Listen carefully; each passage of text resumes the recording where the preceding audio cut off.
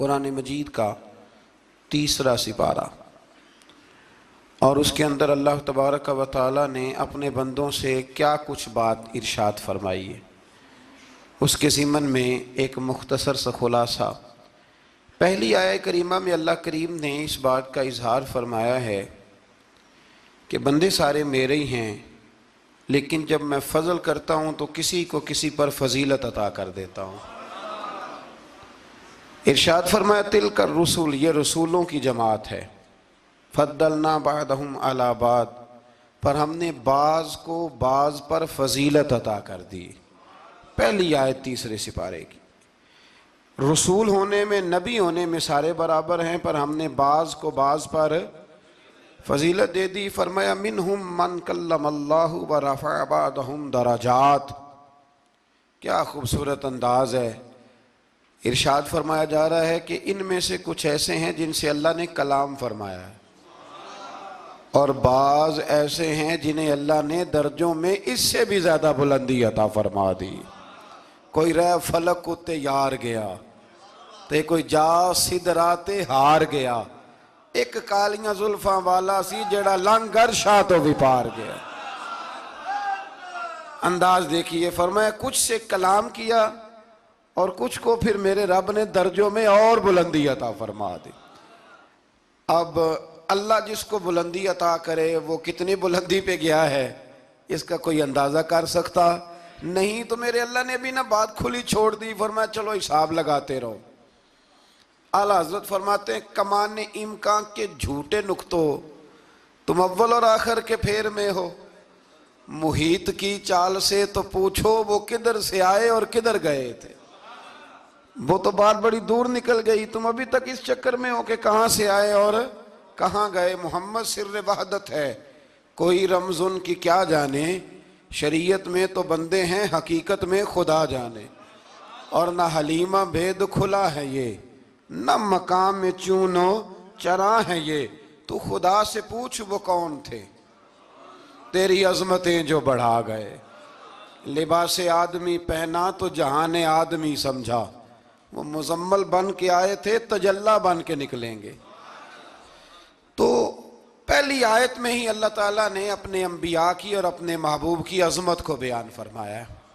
پھر اللہ تبارک و تعالیٰ نے اس سے اگلی آیات کے اندر اپنی راہ میں خرچ کرنے کا حکم دیا، اور پھر آگے بڑھ کے نا اللہ تبارک و تعالیٰ نے اسی پارے میں وہ عظیم آیت ارشاد فرمائی جسے آیت الکرسی کہا جاتا ہے۔ آیت الکرسی میں اللہ تعالیٰ کی عظمتوں کا بیان ہے، شانوں کا بیان ہے، بلندیوں کا بیان ہے، اور اس کے کمال اختیار اور کمالات کا بیان ہے۔ اور یہ وہ خوبصورت آیہ کریمہ ہے آیت الکرسی۔ یہ حدیث آپ نے آج رٹ لینی ہے، یہ رٹ لینی ہے آپ نے حدیث، اور اتنی پکی رٹنی ہے کہ میرا مشورہ ہے کہ بچوں کے کانوں میں بھی بتانی ہے کہ یہ کام بھولنا نہیں۔ نبی پاک علیہ السلام نے فرمایا جو ہر فرض نماز کے بعد آیت الکرسی پڑھے گا نا، وہ مرنے سے پہلے پہلے جنت میں اپنا مقام دیکھ لے گا۔ اب اس سے بڑی فضیلت کیا ہوگی کہ مرنے سے پہلے پہلے۔ امام سیوطی علیہ رحمہ نے اس حدیث کو نقل فرمایا۔ اللہ کریم نے نا آیت الکرسی کے فوراً بعد ارشاد فرمایا لا اکراہ فی الدین، اس دین میں سختی کوئی نہیں۔ تو یا اللہ پھر کیا ہے؟ وہ جو کافر بڑا اعتراض کرتے ہیں نا کہ دین تلوار سے پھیلا ہے، تو دین ان لوگوں نے فوجوں کے ذریعے پھیلایا ہے۔ تو اللہ تبارک و تعالیٰ نے 3 پارے کی آیت نمبر 256 میں وضاحت فرما دی کہ دین میں کوئی جبر نہیں ہے۔ ہاں ہم نے صورتحال واضح کر دی ہے، حق بیان کر دیا ہے۔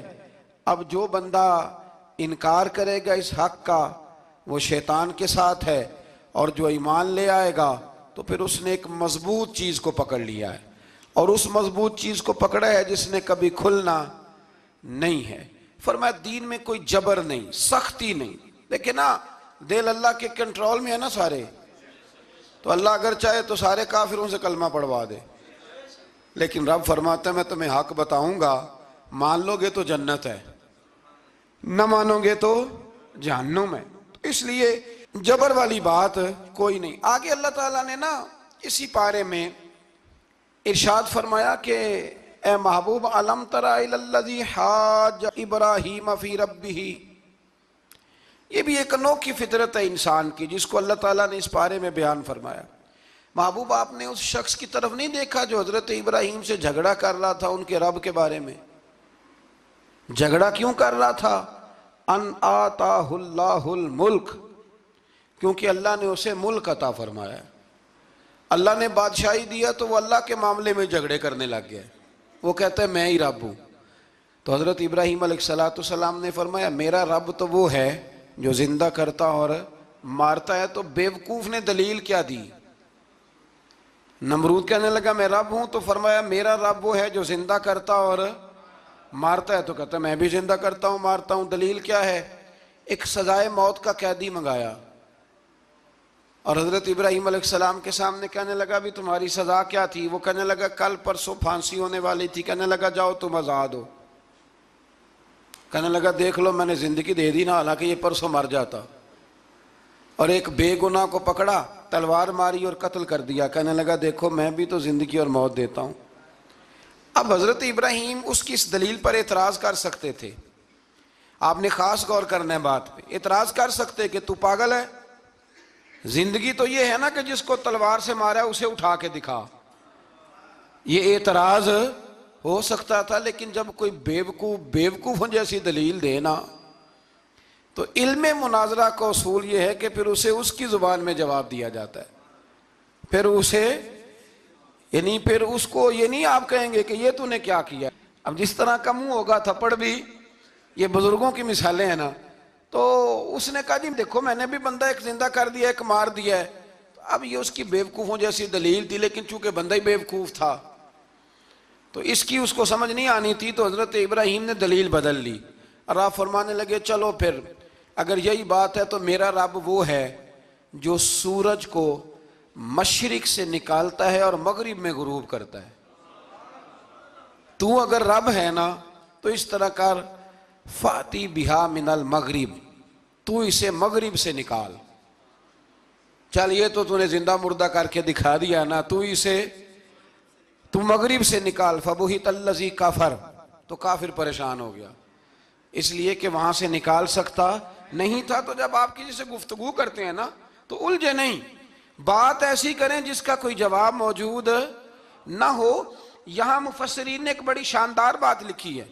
مفسرین کہتے ہیں کہ اگر وہ یہ کہہ دیتا نا یہاں پہ، کیونکہ بیوقوف تھا نا کہہ نہیں سکا، اگر کہہ دیتا نا کہ مشرق سے تو میں نکالتا ہوں، تو آپ اپنے رب سے کہیں وہ مغرب سے نکالے، تو مفسرین کہتے ہیں اگر حضرت ابراہیم فرما دیتے نا تو رب کریم نے سورج مغرب سے بھی نکال دینا تھا، لیکن فبہت الذی کفر، وہ یہیں پہ نہ رہ گیا۔ اللہ کے بندے ہیں نا، امام اعظم ابو حنیفہ رحمت اللہ علیہ کے سامنے ایک دہری آ گیا، وہ کہتا تھا کہ ساری مخلوق خود بخود بنی ہے۔ تو امام صاحب نے بھی علم مناظرہ کے ساتھ اس کے ساتھ گفتگو کی، وہ کہنے لگا جی خود بن گیا سارا کچھ۔ تو امام صاحب کہنے لگے چل چھوڑ کل بات کریں گے تیرے ساتھ۔ وہ کل دوبارہ آیا تو امام اعظم دریا کے کنارے کھڑے تھے، کہنے لگا امام صاحب بڑے پریشان کھڑے ہو؟ تو آپ فرمانے لگے پریشان اس لیے ہوں کہ میں نے عجیب ہی نظارہ دیکھا ہے، ابھی ابھی ایک درخت خود بخود کٹا ہے اور خود بخود اس کے تختے بن گئے، خود بخود رندہ چلا ہے، خود بخود کشتی بن گئی ہے، خود بخود دریا میں اتری ہے، اور خود بخود کچھ بندوں کو ادھر لے کے آنے لگ گئی ہے، کچھ کو یہاں سے ادھر لے کے جانے لگ گئی ہے، سارا کچھ خود۔ وہ کہنے لگا حضور سیانے بیانے بندے ہیں، کبھی کشتی بھی خود بخود بنی ہے، کبھی بندے خود بخود ادھر سے ادھر بھی گئے ہیں۔ آپ فرمانے لگے کشتی خود بخود نہیں بن سکتی تو اتنی بڑی کائنات خود بخود کیسے بن گئی؟ اور اگر بندے ادھر سے ادھر خود بخود نہیں آ سکتے تو بتا یہ سورج اور چاند خود بخود ادھر سے ادھر کیسے روز چلے جاتے ہیں؟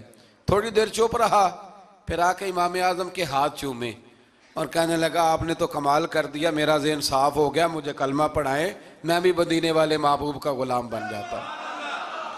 تو پکی دلیلوں کے ساتھ گفتگو کرتا ہے قرآن پاک، پکی دلیلیں۔ یہ آیت سبق یہ دیتی ہے کہ آپ کسی سے بات کریں تو، اب چونکہ سپارہ لمبا ہے بات رہ نہ جائے، پر یہ مضمون اتنا شاندار ہے کہ میرا یہاں رکنے کو دل کرتا ہے۔ وہ ہمارا نظریہ یہ ہے کہ امام کے پیچھے سورۃ فاتحہ نہیں پڑھنی،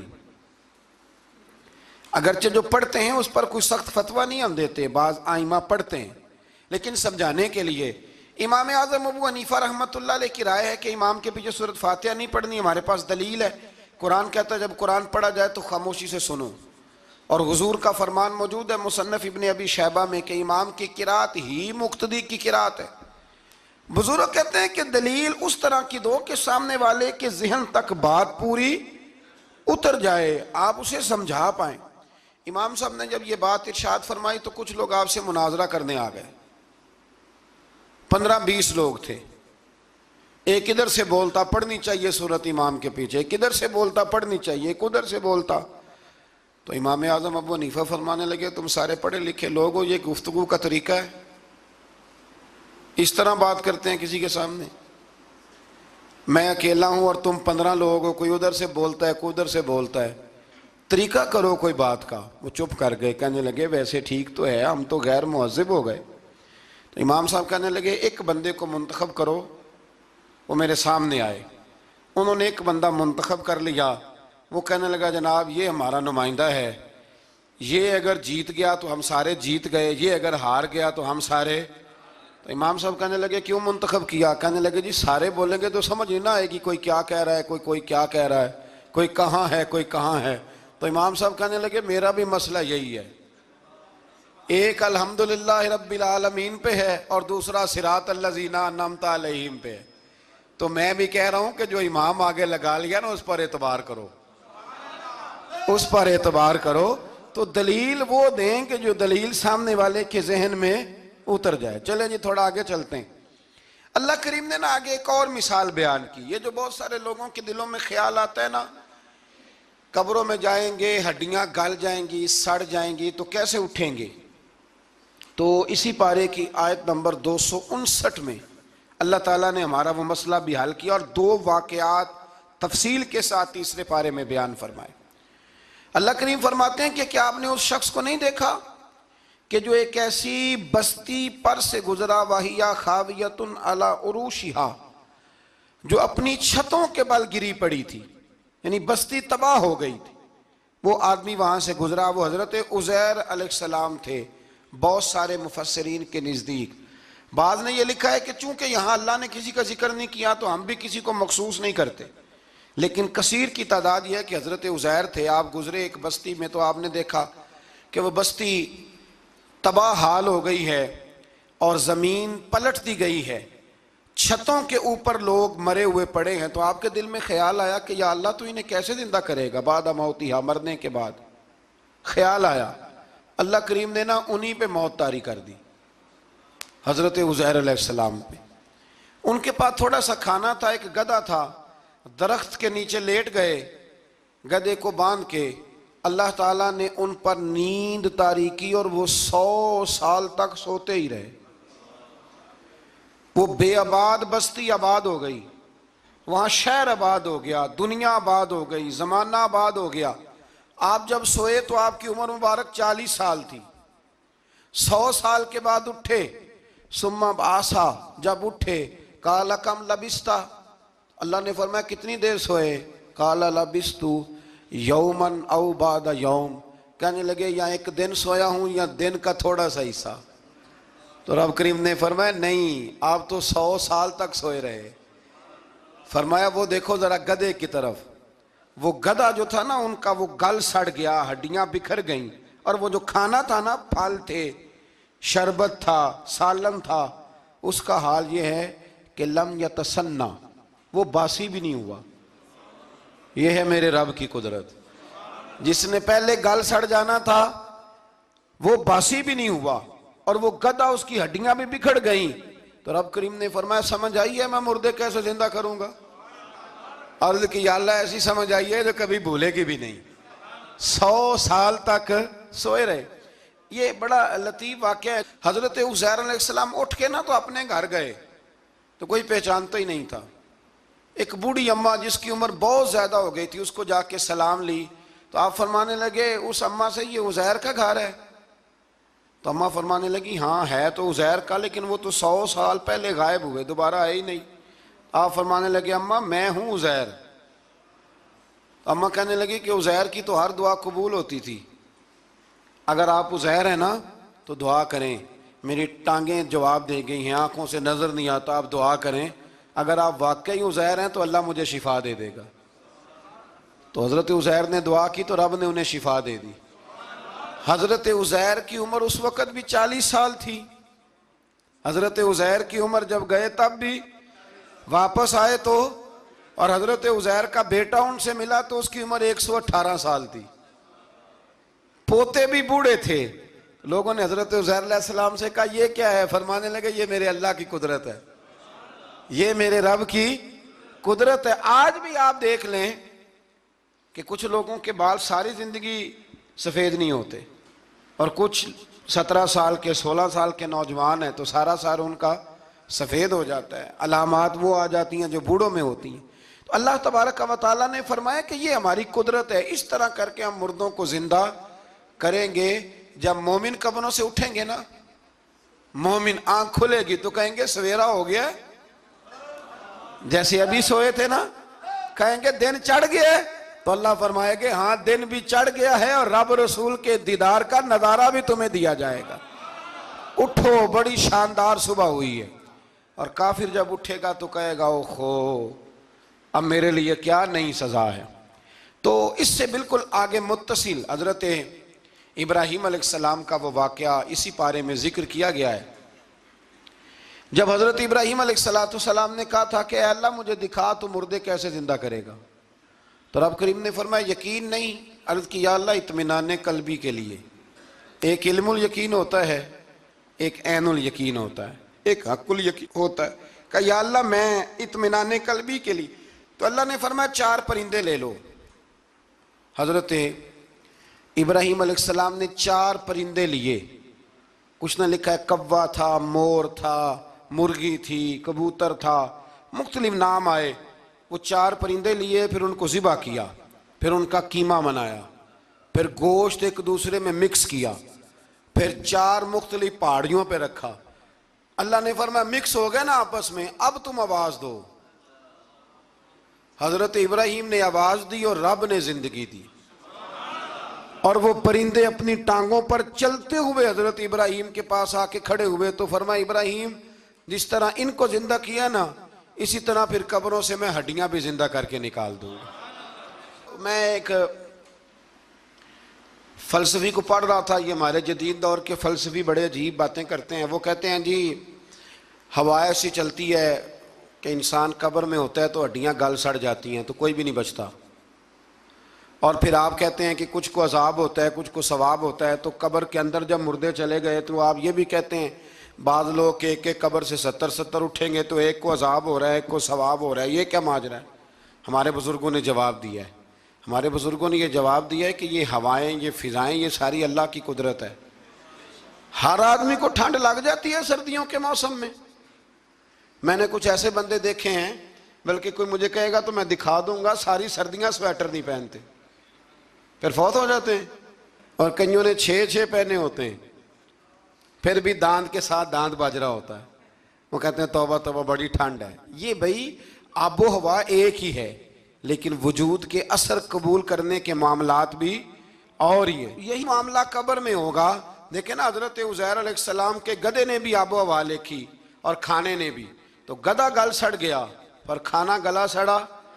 دوسری بات یہ کہ قبر میں بندے اکٹھے ہیں تو کسی کو عذاب تو کسی کو ثواب۔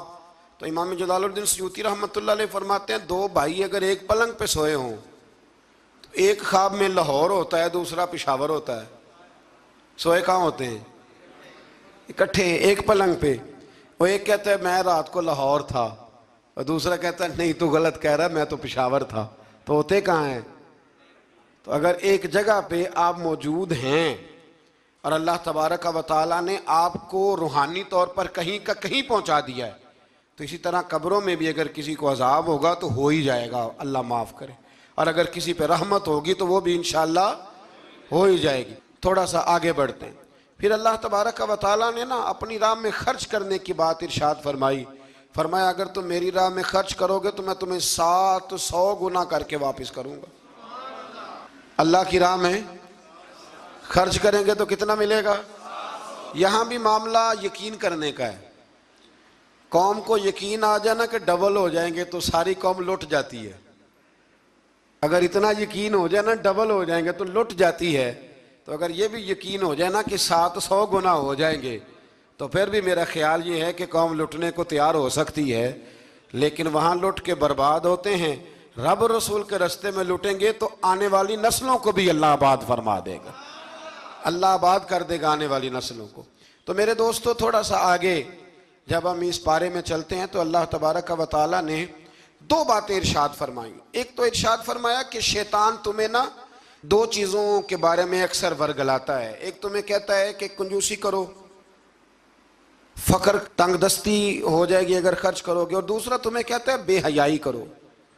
اللہ نے فرمایا یہ 2 کام تم نے کرنے نہیں, نہ تم نے بخل کرنا ہے اور نہ تم نے بے حیائی کرنی ہے. اور پھر آگے جا کے ارشاد فرمایا کہ دانائی بڑی حکمت ہے, عقل مندی بڑی حکمت ہے, زندگی دانائی سے گزارو. یؤتی الحکمت من یشاء, اللہ جسے چاہتا ہے حکمت عطا کرتا ہے. ومن یؤت الحکمت فقد اوتی خیرا کثیرا, اور جسے اللہ نے دانائی دی نا عقل, اللہ فرماتا ہے اسے ہم نے خیر کثیر عطا کی. کام سارے ہی ہو جاتے ہیں پر جو عقل کے ذریعے کیا جائے نا, شیخ سعدی نے کہا تھا اگر تیرے پاس 1 من علم ہے نا تو 10 من عقل کی بھی ضرورت ہے, پھر وہ علم آگے پہنچتا ہے. 10 من 1 من شعور کے ساتھ, دانائی کے ساتھ. میرے نبی کریم علیہ السلام نے نا بڑی دانائی کے ساتھ دین پھیلایا ہے, بڑی حکمت کے ساتھ, بڑی خوبصورتی کے ساتھ. حضور نے, ایک شخص نے آگے کہا یا رسول اللہ صلی اللہ تعالیٰ علیہ وسلم میں 5 نمازیں نہیں پڑھ سکتا, 2 پڑھوں گا. تو صحابہ کہتے ہیں ہمارے دل میں خیال آیا کیسے اجازت ملے گی, نماز تو فرض عین ہے, ہر نماز کی ہر رکعت کا ہر سجدہ فرض ہے, اور یہ پوری 3 نمازوں کی چھٹی مانگ رہا ہے. لیکن حضور نے حکمت سے دین پھیلایا, دانائی سے. مسند امام احمد بن حنبل میں موجود ہے, حضور نے فرمایا اگر 2 نمازیں پڑھو گے 3 نہ پڑھو گے تو کلمہ تو پڑھ لو گے نا دل سے. حضور پڑھ لوں گا, فرمایا چل تو 2 ہی پڑھ لینا, کلمہ پڑھ صحیح. حضرت ابو ہریرہ کہتے ہیں اس نے 3 نمازوں کی چھٹی کی شرط پر کلمہ پڑھا, ابھی پورا ہفتہ نہیں ہوا تھا کہ اس نے 5 نمازیں کیا تہجد بھی شروع کر دی. اس شخص نے پھر اشراق اور چاشت بھی پڑھی, وہ ساری رات مصلی پہ بھی بیٹھا. لہٰذا دانائی کے ساتھ. گھر بھی آپ کا حکمت سے چلے گا, دانائی سے چلے گا, دکان بھی آپ کی حکمت اور دانائی سے چلے گی. تو مسلمان اس کو نہیں کہتے جو جذباتی ہو جائے, جو فٹافٹ مرانے پہ اتر آئے, اس کو کہتے ہیں جو بڑی دانائی کے ساتھ حکمت کے ساتھ چیزوں کو لے کے آگے بڑھتا ہے. پھر اللہ تبارک و تعالیٰ نے نا 5ویں سے 6ٹھے رکوع میں سود کی حرمت بیان کی, اور اللہ کریم نے فرمایا کہ یہ جو لوگ کہتے ہیں نا کہ سود بھی تجارت کی طرح ہی ہے, یہ بھی تو کاروبار ہی ہے, فرمایا قیامت کے دن یہ اس طرح کھڑے کیے جائیں گے جس طرح کسی کو شیطان چھو لینا. شیطان چھوتا ہے تو وہ آدمی یوں ہو جاتا ہے جیسے پاگل ہو گیا ہے. تو ان لوگوں کو جو سود اور کاروبار کو ایک کہتے ہیں, انہیں بھی قیامت میں پاگلوں کی طرح کھڑا کیا جائے گا. اور پھر اللہ تعالیٰ نے حکم دیا, فرمایا سود چھوڑ دو جو باقی رہ گیا ہے, اس سے جان چھڑا لو. اور اگر تم نے ایسا نہ کیا فَإِن لَمْ تَفْعَلُوا, اگر تم نے ایسا نہ کیا فَأْذَنُوا بِحَرْبٍ مِّنَ اللَّهِ وَرَسُولِهِ, پھر اللہ اور اس کے رسول سے جنگ کرنے کے لیے تیار ہو جائے. طویل ترین آیت قرآن مجید کی, آیت نمبر 282. اس میں اللہ تعالیٰ نے فرمایا جب بھی تم نے لین دین کرنا ہے اسے لکھنا ہے. ایک لفظ سے نا مجھے تو کئی دفعہ چڑی ہو جاتی ہے, وہ لفظ ہے کہ مجھے اعتبار ہے. میں کہتا ہوں کہ وہ والدین بڑے ظالم ہیں جو کہتے ہیں مجھے جوان بچی اکیلی کالج جاتی ہے تو مجھے اعتبار ہے. جوان بچے کو 10-20 ہزار روپیہ جیب میں ڈال کے گلی میں بھیج دیتے ہیں اور کہتے ہیں مجھے اعتبار ہے. اسی طرح وہ لوگ بھی بڑے ظلم کرتے جو اپنے بھائی کے ساتھ لین دین کرتے ہیں, تحریر نہیں کرتے اور کہتے ہیں مجھے اعتبار ہے. اللہ کو بھی تو اعتبار ہے نا اپنے بندوں پہ. تو رب فرماتا ہے میرے بندو جب لین دین کرو تو اسے لکھ لو. یہ قرآن کا حکم ہے, یہ میرے رسول کی سنت ہے, یہ میرے نبی کا طریقہ ہے. جب بھی لین دین کریں اسے تحریر کریں, اسے طے کریں, اچھے طریقے سے نوٹ کریں, تاکہ وہ کسی جگہ پہ جا کے بھی کوئی معاملہ بھی کمزوری کا باعث نہ بنے. تو اس آیہ کریمہ میں اللہ کریم نے یہ بھی ارشاد فرمایا کہ للہ ما فی السماوات و ما فی الارض، آگے جا کے فرمایا کہ زمین آسمان میں جو کچھ بھی ہے ان سب کا مالک اللہ ہے. ہمیں اللہ نے جو کچھ دیا نا وہ استعمال کرنے کے لیے دیا ہے. اگر ہم مالک ہوتے تو قیامت میں حساب نہ دیتے. مالکوں نے کبھی حساب نہیں دیا، حساب تو منشی دیتے ہیں. اللہ نے ہمیں استعمال کرنے کے لیے چیزیں دی ہیں، اس لیے اللہ فرماتا ہے ثم لتسألن یومئذ عن النعیم، قیامت میں نا میں تم سے ایک ایک نعمت کے بارے میں سوال کروں گا. تو یہ ساری امانتیں ہیں اللہ کی. جتنا کچھ ہمارے پاس ہے، وہ کوئی بھی صلاحیت ہو، کوئی بھی قوت ہو، تو اس کو صحیح صحیح استعمال کریں امانت کو. پھر میرے عزیز، اللہ تبارک و تعالیٰ نے نا اس سورہ مبارکہ کے آخر میں ہمیں ایک دعا سکھائی ہے. وہ بڑی شاندار دعا ہے. ہر چیز طلب کرتی ہے کہ اس کو پڑھا جائے، دیکھا جائے، پر اس دعا کے آخری لفظ یہ ہیں واعف عنا، اللہ ہم سے درگزر فرما. اور آخری لفظ یہ ہیں کہ واغفر لنا، اللہ ہمیں بخش دے، وارحمنا، اور اللہ ہم پہ رحم فرما. اس لیے کہ انت مولانا، تو ہی ہمارا مددگار ہے. فانصرنا علی القوم الکافرین، اللہ کافروں کے مقابلے ہمیں ہماری مدد فرما. تو پھر آگے سورہ آل عمران شروع ہوتی ہے. سورہ آل عمران کے بالکل ابتدا میں اللہ کریم نے فرمایا کہ قرآن پاک میں دو قسم کی آیات ہیں. کچھ آیات بالکل واضح ہیں اور کچھ آیات ایسی ہیں کہ جو متشابہ ہیں، جن کو سمجھنے کی ضرورت ہے. تو فرمایا جن کے دلوں میں کجی ہے نا، کھوٹ ہے، وہ متشابہ آیات کے پیچھے جاتے. کچھ آیات بالکل واضح ہیں، کچھ کو سمجھنے کی ضرورت. تو دو لوگ قرآن پڑھ پڑھ کے فساد برپا کرتے ہیں. یہ وہ لوگ ہیں جو متشابہات کے پیچھے لگتے ہیں، واضح آیات کی طرف نہیں جاتے. ہمارے زمانے میں بھی ہم دیکھتے ہیں کہ قوم یہ جو واضح آیات ہیں ان پر عمل نہیں کرتی، بلکہ کچھ ایسی آیات، کچھ ایسی باتیں جن کو بڑی گہرائی اور گہرائی سے سمجھنے کی ضرورت ہے وہ لے کے آ جاتی ہیں. کہتے ہیں یہ فلسفہ بیان کریں. تو میں کہا کرتا ہوں جو سیدھی سیدھی چیزیں ہیں پہلے ان پہ عمل کر لو نا. نمازیں 5 فرض ہیں، وہ پہلے پڑھو نا. ماں باپ کی خدمت فرض ہے، وہ کرو.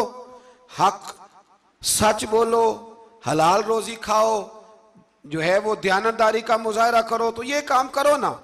پھر آگے فلسفے میں بھی چلے جائیں گے، پھر منطق کی باتیں بھی چھیڑ لیں گے. تو جو واضح واضح چیزیں ان پر تو عمل کر لیں. وہ باریکیوں میں جانا، پہیلیاں جو ہے وہ بجھانا اور بڑی بڑی عجیب باتیں کرنا، ان سے نکلیں. اللہ تبارک و تعالی ہمیں سمجھنے کی توفیق عطا کرے.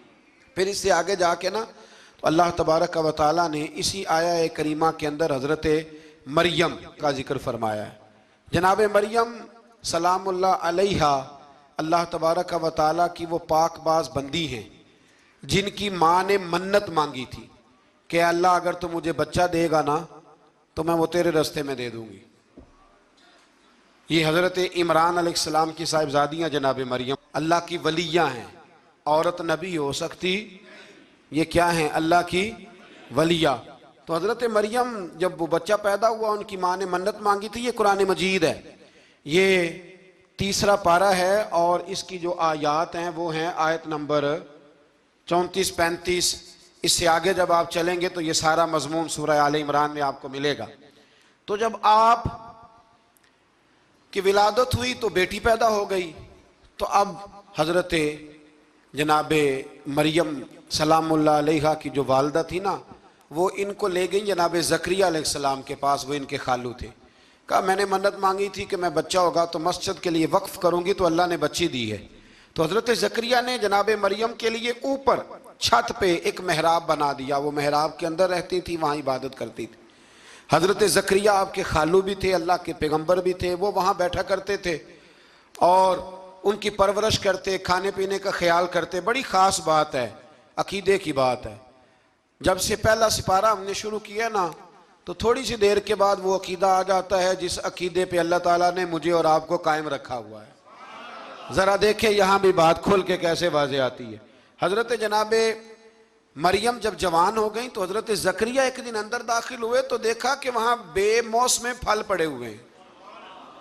موسم بھی نہیں ہے اور وہ پھل موجود ہیں. تو اللہ کے نبی نے اللہ کی ولیہ سے پوچھا کہ یہ کہاں سے آئے؟ انا لکی ھذا، پوچھنے لگے حضرت زکریا یہ کہاں سے آئے؟ قالت ہوا من عند اللہ، تو حضرت مریم کہنے لگی یہ میرے اللہ کی طرف سے آئے ہیں، یہ مجھے اللہ نے دیے ہیں، اور ان اللہ یرزق من یشاء بغیر حساب، اور جب رب کسی کو رزق دیتا ہے تو پھر بغیر حساب و کتاب ہی عطا فرماتا ہے۔ تو حضرت زکریا کے پاس اولاد کوئی نہیں تھی، بوڑھے ہو گئے تھے۔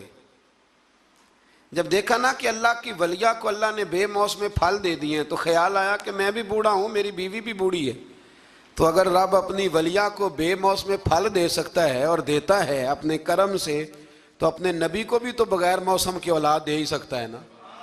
اب موسم تو گزر گیا، بڑھاپا آ گیا، لیکن وہاں کھڑے ہو کے حضرت زکریا نے دعا مانگی، رب نے قبول فرمائی، اور حضرت یحییٰ علیہ السلام حضرت زکریا کو عطا فرمائے۔ تو اگر ولیہ کی محراب کے پاس کھڑے ہو کہ اللہ کے نبی دعا مانگے تو رب قبول فرماتا ہے، تو ہم داتا علی اجمیری کے مزار پہ جا کے دعا مانگے تو، ہم غوث اعظم جیلانی کے مزار پہ جا کے دعا مانگے تو۔ امام شافعی فرماتے ہیں جب بھی کوئی مشکل پیش آتی ہے میں امام اعظم کی مزار پہ جاتا ہوں اور قریبی مسجد میں 2 نفل پڑھ کے ان کے مزار پہ دعا مانگتا ہوں، اللہ میری ہر مشکل کو آسان فرما دیتا ہے۔ تو بھئی یہ تو قرآن مجید کی آیات ہے نا، ان کو تو کھول کے دیکھو نا، کوئی اور معنی اس آیت کا، کوئی اور تفسیر، کوئی اور مفہوم۔ حضرت زکریا اس کے علاوہ بھی تو دعا مانگ سکتے تھے نا، لیکن انہوں نے جناب مریم کے پاس بغیر موسم کے پھل دیکھے تو دعا مانگی، بغیر موسم کے پھل دیکھے، اور یہ بھی اللہ کا فضل ہے کہ ولیہ کے پاس دیکھے تو ولیوں والا مسئلہ حل ہو گیا۔ اگر وہ نبی ہوتی تو لوگوں نے فٹافٹ کہہ دینا یہ تو نبیوں کی بات ہے۔ تو میرے بھائی اگر کسی کو بغیر موسم کا پھل چاہیے تو کسی ولی اللہ کے پاس جائے، کسی اللہ کے نیک بندے کے پاس جائے، رب بے موسم پھل بھی عطا کرتا ہے۔ تو پھر اللہ تبارک و تعالیٰ نے آگے جا کے نہیں آیات میں ارشاد فرمایا کہ ہم نے جناب مریم کو بغیر شادی کے بیٹا بھی عطا کیا، اور بیٹا بھی وہ عطا کیا کہ جو اللہ کے نبی ہیں، اور بیٹا بھی وہ دیا جنہوں نے پنگھوڑے میں باتیں کرنی شروع کر۔ یہ میری خواہش ہے کہ یہ آیتیں آپ نے ضرور پڑھنی ہیں، یہ آیت نمبر 39 اور 40، انہی پر میں بھی بات ختم کر رہا ہوں۔ حضرت عیسیٰ کی شان رب کریم نے بیان فرمائی، یہ اللہ کا قرآن ہے، یہ اللہ کا قرآن ہے۔ ان کی شان کیا ہے کہ حضرت عیسیٰ علیہ السلام فرماتے ہیں کہ میں نا مٹی کی مورت بناتا ہوں، پھر اس میں پھونک مارتا ہوں، مٹی کا پرندہ بنا کے اس میں پھونک مارتا ہوں، میں پھونک حضرت عیسیٰ مارتے ہیں، اور جناب عیسیٰ کہتے ہیں وہ اللہ کے حکم سے اڑنا شروع کر دیتا ہے۔ پھونک کس نے ماری؟ اڑایا کس نے؟ وہ اتنی سی بات ہے، اس کو سمجھ لیں۔ حضرت عیسیٰ کہتے ہیں میں مٹی کی مورت بنا کے اس میں پھونک مارتا ہوں تو اللہ کے حکم سے زندہ ہو جاتی ہے، اڑنے لگتی ہے۔ حضرت عیسیٰ فرماتے ہیں میں تندرست کرتا ہوں مادرزاد اندھوں کو، لا علاج کوڑوں کو، اور میں مردے بھی زندہ کرتا ہوں، کرتا اللہ کی اجازت کے ساتھ ہوں۔ اور اسی آیت میں حضرت عیسیٰ فرماتے ہیں کہ میں تمہیں بتاتا ہوں جو تم کھا کے آتے ہو، اور وہ بھی بتاتا ہوں جو تم گھر میں چھوڑ کے آتے ہو۔ تو حضرت عیسیٰ علیہ السلام مٹی کا پرندہ بنا کے پھونک ماریں تو رب اس میں جان پیدا کر دے، مردے میں جان بھی پیدا کرتے ہیں، اور پھر حضرت عیسیٰ مادرزاد اندھ اور کوڑوں کو آنکھیں بھی دیتے ہیں اللہ کے حکم سے، اور پھر حضرت عیسیٰ علیہ السلام مردہ بھی زندہ کرتے ہیں اس کے اذن سے، جو کھا کے آتے ہیں وہ بھی بتاتے ہیں، جو چھوڑ کے آتے ہیں وہ بھی بتاتے ہیں۔ تو یہ تو حضرت عیسیٰ کی شان ہے۔ یہ حال ہے ان کے غلاموں کا، تو میری سرکار کا عالم کیا ہوگا، میری سرکار کا عالم کیا ہوگا۔ ایک جملہ میرے اعلیٰ حضرت کا، اور بات بڑی اعلیٰ، فرمانے لگے حضرت عیسیٰ علیہ السلام تو پھونک مار کے مردہ زندہ کرتے ہیں نا، تو فرماتے ہیں میرے نبی تو ایک نظر دیکھ لیں تو مردہ دل کو زندہ کر دیا کرتے، مردہ دل۔ اور پھر ایک حدیث سن لیں تاکہ بات اور واضح ہو جائے۔ حضور نے فرمایا علماء امتی کا انبیاء بنی اسرائیل، میری امت کے علماء بھی اسی طرح ہوں گے جس طرح بنی اسرائیل کے نبی ہوتے تھے۔ تو اگر حضرت عیسیٰ کے اندر یہ طاقت ہے تو میرے محبوب کے غلاموں میں بھی بڑی طاقت ہے۔ حضرت آصف بن برخی اگر تخت لا سکتے ہیں تو غوث اعظم بھی بیڑی اوپر اٹھا لیتے ہیں۔ اس لیے عقیدہ اور نظریہ قرآن ہے، حدیث ہے. ہم چونکہ پڑھتے نہیں، توجہ نہیں کرتے، تو لوگ ہمیں فٹافٹ، آپ یقین کریں بڑے صاف ستھرے انداز میں لوگ آ کے کہتے ہیں جی دیکھو جی یہ کدھر سے آ گیا. تو میں نے کہا یہ اللہ کا قرآن ہے، اور قرآن میں نہ ہو ہمیں بات کرنے کی کیا ضرورت ہے. یہ سارے عقائد اور نظریات وہ ہیں جو رب کریم نے خود قرآن مجید میں ہمیں عطا فرمائے ہیں. اللہ آپ کو خوش رکھے، بابرکت رکھے. آخر دعوانا الحمد.